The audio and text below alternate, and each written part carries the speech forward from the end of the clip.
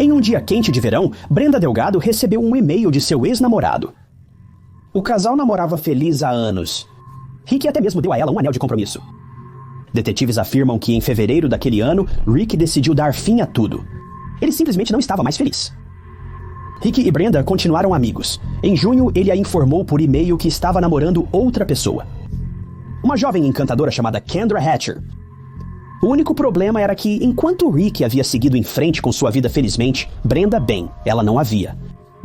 A notícia foi devastadora para Brenda, que, segundo investigadores, jurou recuperar Rick a qualquer custo.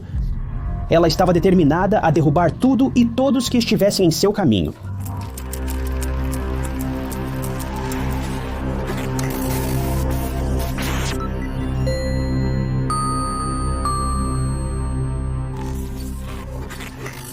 Em setembro de 2015, a vida de Kendra era tão perfeita quanto ela poderia imaginar. Ela se formou como dentista em Pleasant Plains, Illinois, e se mudou para Dallas, Texas, para um recomeço.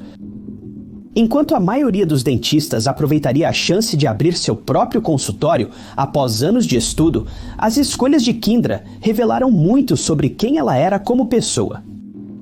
Ao invés de seguir seu próprio caminho, ela se juntou à organização Smile Zone, onde forneceria odontologia de alta qualidade para crianças de lares menos favorecidos. Ela sabia que ali poderia fazer a diferença em sua comunidade. Kendra dedicava muito tempo livre ensinando sobre a Bíblia e se uniu a um programa focado na construção de igrejas em outros países, mesmo quando não estava ajudando os desfavorecidos. Além disso, a organização oferecia serviços dentários gratuitos para crianças no Equador. É seguro dizer que Kendra era uma pessoa muito altruísta, que sempre tinha o melhor interesse dos outros em mente. Mas, em maio daquele ano, sua vida ficou ainda mais rica ao conhecer Rick Paniagua no Tinder. Em setembro, o casal se apaixonou perdidamente. A casa de Kendra ficava em uma área nobre de Dallas, em Gables Park 17, no cruzamento da Cedar Springs com a Eckerd. Era um lugar onde ela se sentia à vontade, pois havia muitas câmeras de segurança vigiando a propriedade, além de um serviço de concierge disponível 24 horas por dia. Os residentes até tinham acesso a estacionamento seguro e uma garagem fortemente monitorada. Rick também estava indo bem profissionalmente, pois estava em meio à sua residência em dermatologia na Universidade do Texas, e ele e Kendra chegaram a discutir casamento, apesar de estarem namorando apenas há 4 meses. Isso pode parecer cedo, mas eles descobriram que eram um par perfeito, com morais e ideais muito alinhados. Em essência, eles se consideravam o casal perfeito. Kendra era descrita como gentil, bonita e sempre disposta a ajudar quem precisava. Ela se dedicou de corpo e alma para construir a vida que tinha, tanto no trabalho quanto no relacionamento com Rick.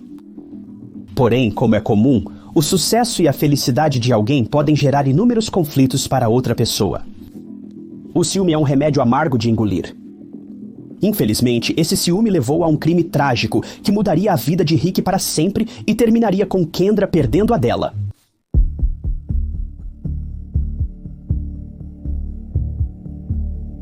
Na quarta-feira, 2 de setembro, Kendra terminou seu turno no Smile Zone e foi para casa no Gables Park 17.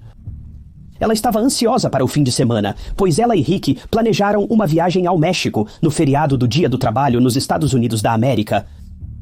Ela estava muito animada para discutir planos com Rick sobre a mudança para São Francisco quando voltassem, mas nunca poderia ter previsto o que aconteceria a seguir ao 19:42. Ao chegar em casa, ela dirigiu até a garagem segura e estacionou em seu lugar habitual. Porém, minutos depois, 2 testemunhas na garagem ouviram uma mulher gritando, seguido pelo som assustador de um tiro. Um morador do complexo, um homem chamado Hashim Saad, também ouviu os mesmos sons e imediatamente soube que algo estava errado. Ele ligou para o 911 e relatou o que ouviu, mesmo sem saber exatamente o ocorrido ou os envolvidos. Antes que ele agisse, testemunhas viram um Jeep Cherokee sair em alta velocidade do estacionamento, mas não sabiam se estava relacionado aos sons alarmantes ouvidos ou se alguém apenas tinha pressa. A polícia respondeu rapidamente, mas nada poderia ter mudado o que encontraram ao chegar na cena. Quando os detetives finalmente chegaram ao local do crime, Kendra infelizmente já havia perdido a vida. Antes disso, não havia suspeita de que alguém tivesse alguma má intenção contra Kendra. Afinal, quem poderia? Ela era quase tão boa pessoa quanto qualquer um de nós poderia esperar ser. Ao investigar o local do crime, os investigadores rapidamente notaram que a bolsa da vítima estava faltando. A bolsa dela não foi encontrada no carro ou na garagem. Então, assumiu-se que foi roubada e que o crime deu errado, resultando no agressor tirando a vida dela. Próximo ao local onde ela foi achada, um carregador de pistola e estilhaços de munição foram coletados como evidência. Porém, ao processar a cena mais a fundo, os investigadores descobriram pistas chocantes. Com o acúmulo de evidências, eles agora acreditavam que o crime foi premeditado. Eles acreditavam que a cena foi forjada para parecer um roubo, evidenciado pelo resíduo de disparo de arma de fogo nas mãos de Kendra, indicando que ela tinha as mãos atrás da cabeça quando foi baleada. Além disso, a trajetória da bala indicou que o atirador estava atrás dela quando atirou e que ela estava ajoelhada, provavelmente forçada a se ajoelhar, o que não ocorre em um roubo típico. Os policiais estavam perplexos sobre quem colocaria essa mulher inocente em tamanho tormento. Simplesmente não era justo. Mas para o agressor, tudo corria conforme o plano.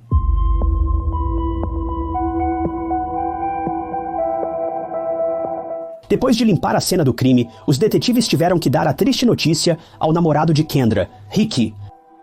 Ricky ficou devastado com a notícia e mais tarde enviou uma mensagem para sua ex-namorada e amiga de longa data, Brenda Delgado. Brenda ficou chocada com a notícia da morte de Kendra e prometeu estar lá para Ricky sempre que ele precisasse. Conforme a investigação deste crime desconcertante continuava, os investigadores analisaram as imagens de segurança do prédio de Kendra e eles foram imediatamente apresentados com uma quantidade considerável de evidências sobre o Jeep Cherokee que foi visto saindo da garagem imediatamente após os tiros serem disparados.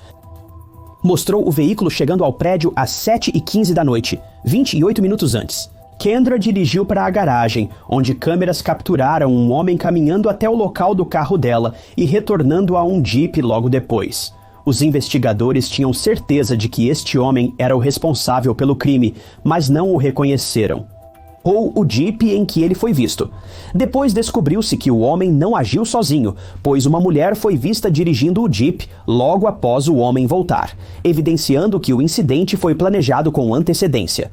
As imagens não eram nítidas o suficiente para identificar os suspeitos ou ver a placa do Jeep. Então, os investigadores divulgaram imagens estáticas das filmagens de segurança ao público, apelando para que qualquer pessoa que reconhecesse o casal se apresentasse. Nessas circunstâncias, frequentemente esses pedidos de informação não são respondidos.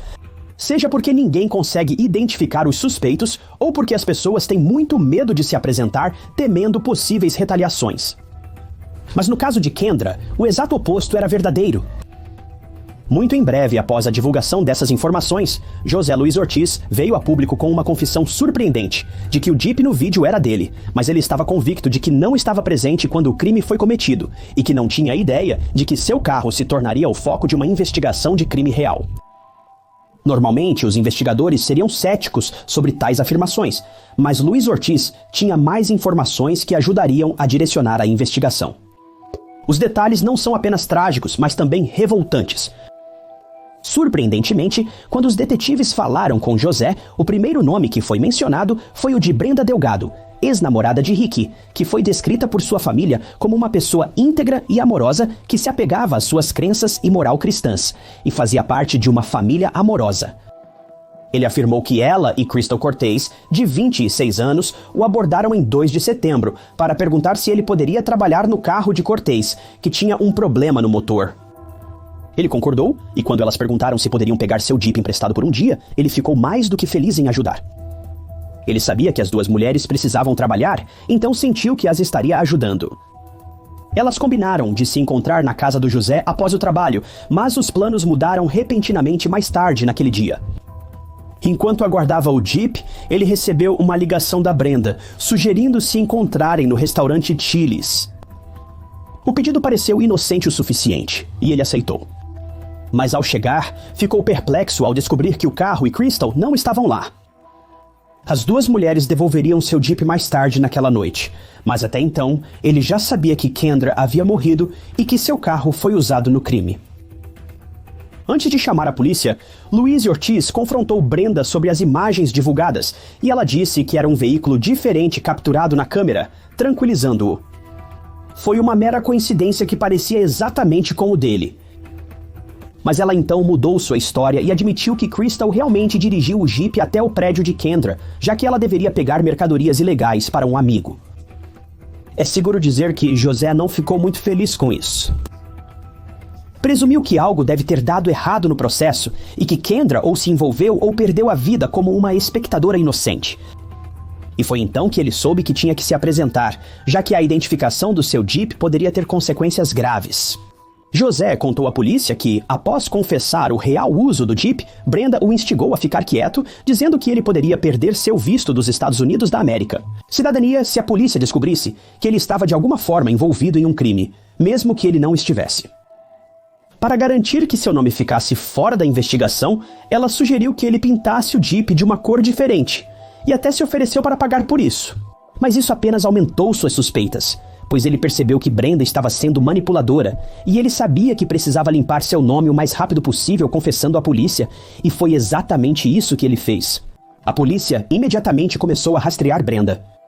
Ao ser interrogada, ela negou conhecer Kendra, alegando nunca ter ouvido falar dela antes. Afirmou ainda que tinha um álibi sólido para o momento do ataque a Kendra. Ela forneceu aos investigadores recibos do restaurante Chili's e afirmou que José confirmaria que ela estava lá naquele exato momento, pois eles haviam jantado juntos. Brenda disse que, para pegar o verdadeiro responsável, deveriam investigar Crystal, afirmando que estava com ela quando pegaram o Jeep de Josie, mas que Crystal ficou com o veículo pelo resto do dia. Eles então se aproximaram de Crystal para ouvir sua versão da história, que era bastante interessante. Ela admitiu ser a motorista nas imagens de segurança do estacionamento, mas disse que dirigiu até lá sob coação com seu filho no banco de trás, após serem assaltados por um homem armado que a forçou a ir até o prédio de Kendra. Mas isso era claramente mentira. Os investigadores sabiam que isso era mentira, pois estudaram detalhadamente as imagens de segurança e em nenhum momento viram uma criança no carro. Eles imediatamente a confrontaram sobre essa mentira, mas Crystal rapidamente inventou uma versão diferente dos acontecimentos. Não é uma jogada sábia na presença de detetives experientes. Mas ela alegava ter concordado em levar o homem ao prédio para que ele roubasse. Mas tudo foi a pedido de sua boa amiga, Brenda.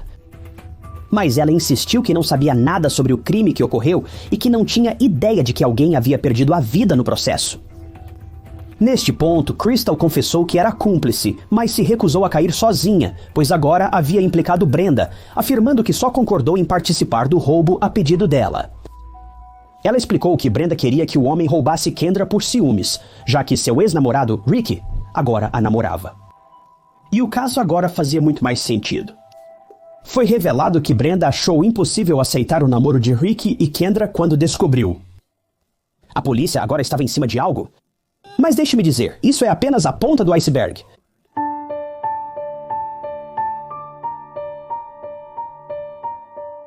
Era evidente que Brenda ainda nutria sentimentos intensos por Ricky, mas jamais o admitiria para ele.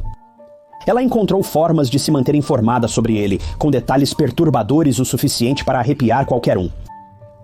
Após o término com Brenda, Rick namorou outras mulheres, mas somente quando conheceu Kendra que Brenda percebeu que seria um relacionamento duradouro. Rick e Brenda mantiveram contato após o término. Rick, por decência, enviou um e-mail informando a Brenda que agora estava em um relacionamento sério. Brenda pareceu feliz por ele e sugeriu que continuassem sendo amigos. Rick deve ter ficado encantado com a resposta madura dela e como ela recebeu bem a notícia.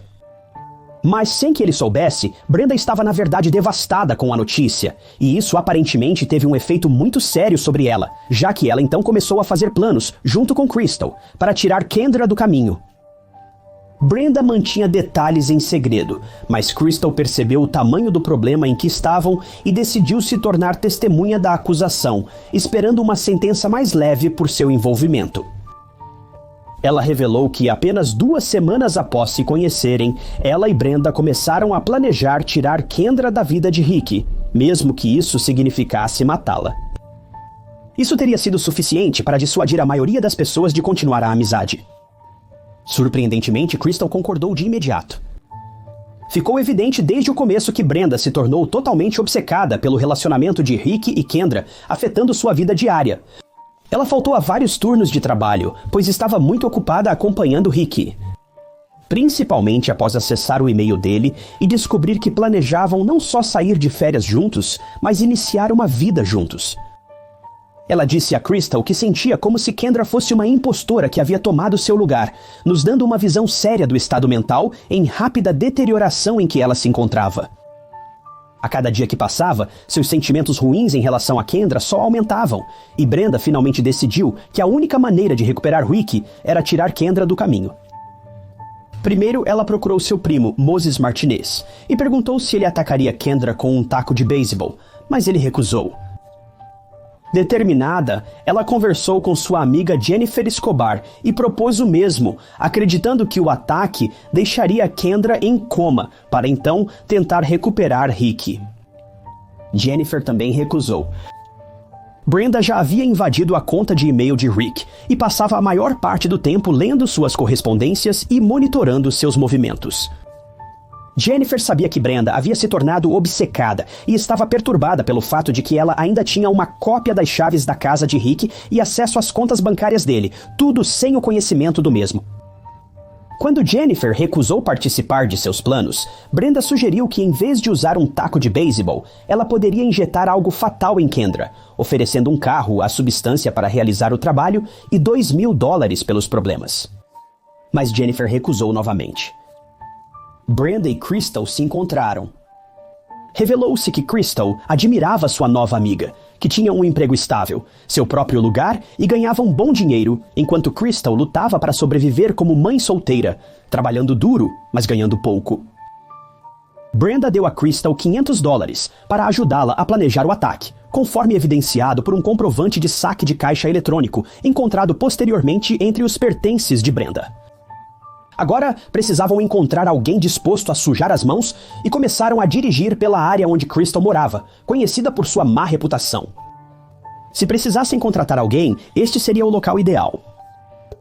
Surpreendentemente, eles abordaram várias pessoas, mas todas recusaram a oferta. É simplesmente tão absurdo para mim que essas duas mulheres literalmente apenas dirigiram por um bairro local, implorando para alguém reivindicar a vida de alguém. Isso é simplesmente absurdo para mim. Mas as duas acabaram conhecendo Christopher Love, um homem de 31 anos. Ele parecia mais que disposto a cometer o crime e até discutiu diferentes maneiras de tirar a vida de Kendra. Mas eles eventualmente decidiram que uma arma de fogo seria a melhor opção, já que o crime poderia ser cometido rapidamente. Christopher receberia dinheiro e substâncias ilegais como pagamento. Brenda disse que o apresentaria a seus contatos no cartel, e ele concordou animado. Após ler os e-mails de Rick, Brenda sabia que ele e Kendra viajariam para suas férias no México naquele fim de semana. E tendo também descoberto que eles planejavam se mudar após o retorno, Brenda anunciou que o crime precisava ser cometido imediatamente.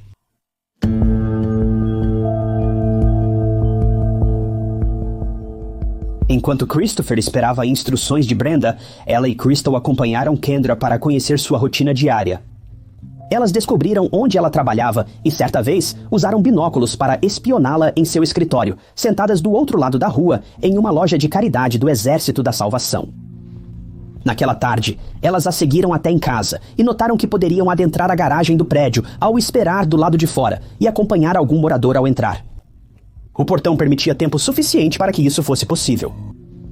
Depois de seguir Kendra por alguns dias e conhecer sua rotina, eles estavam confiantes de que seu plano funcionaria.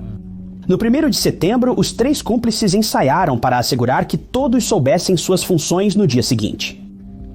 Na manhã seguinte, Brenda e Crystal pegaram o Jeep emprestado de José.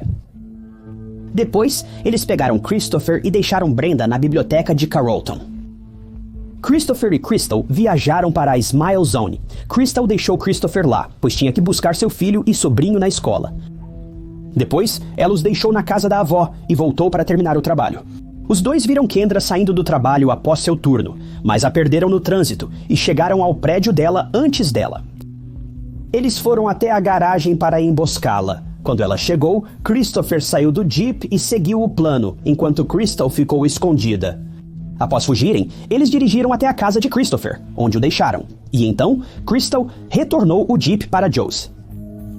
Crystal revelou todo o plano à polícia como parte de seu acordo de delação com a promotoria. Em troca de sua cooperação, Crystal recebeu 35 anos de prisão em vez de prisão perpétua, embora isso não seja uma grande melhoria. Apesar de você ter que admitir, é provável que ela nem cumpra metade desse tempo antes de obter liberdade condicional. Quando Christopher percebeu que havia sido pego depois que a arma do crime foi encontrada em seu carro, ele admitiu abertamente seu papel e que Brenda foi a mentora de todo o plano. Apesar de estar disposto a fornecer todos os detalhes do crime aos investigadores, eles não precisavam mais dele. Crystal já tinha mapeado todo o plano para eles. Christopher foi condenado à pena de morte, já que ele foi quem realmente cometeu o crime de tirar a vida de Kendra. Agora, faltava apenas uma peça para completar o quebra-cabeça, Brenda. Ela iniciou esses eventos por não aceitar a felicidade de Rick em seu novo relacionamento. Quando Brenda percebeu o quanto estava encrencada, decidiu fugir em vez de enfrentar as consequências de suas próprias ações hediondas. Durante os 7 meses em que esteve foragida, ela entrou para a lista dos 10 fugitivos mais procurados pelo Federal Bureau of Investigation com uma recompensa de $100 mil por informações que levassem à sua captura. Mas ela foi eventualmente rastreada no México, onde foi detida em abril do ano seguinte. Ela seria extraditada de volta aos Estados Unidos da América, sob a condição de que ela não enfrentaria a pena capital. Ela se declarou inocente de todas as acusações, insistindo que tinha um álibi para o momento em que o crime foi cometido. Mas ela não tinha. Não havia dúvida na mente do júri de que Brenda foi quem orquestrou o ataque a Kendra, e eles a consideraram culpada, impondo uma sentença de prisão perpétua, e ela nunca será elegível para liberdade condicional. Este crime devastador jamais deveria ter ocorrido. Isso é óbvio. E graças à natureza ciumenta de uma pessoa, a vida da família de Kendra mudou irreversivelmente para pior. Alguns de seus colegas de trabalho foram muito afetados pela sua perda. Tammy Potano era uma amiga próxima que estudou com Kendra e permaneceu amiga dela após se formarem. E ela afirmou que agora acha difícil ser simplesmente despreocupada e feliz. Você nunca sabe o que pode estar à espreita. Ela afirma que não é mais tão sociável como era antigamente. Isso provavelmente se deve à desilusão amorosa e ao medo. Ela disse que o crime prejudicou seu casamento e afetou profundamente muitas pessoas, incluindo pacientes que conheciam Kendra. Seus pacientes também lutavam para aceitar que uma pessoa tão amorosa e cuidadosa perdeu a vida nas mãos de 3 desconhecidos que nunca falaram uma única palavra com ela. Quando a obsessão e o ciúme se infiltram na mente de alguém, não há como prever qual pode ser o resultado. Na maioria dos casos, alguém nessa situação eventualmente aceitaria que precisa seguir em frente com sua vida. Mas Brenda Delgado se recusou a aceitar que ela não poderia ter o que queria. E no final, ela pagará o preço pelo resto da vida. Mas mesmo com essa troca, isso nem começa a compensar tal perda de uma jovem incrível como Kendra Hatcher.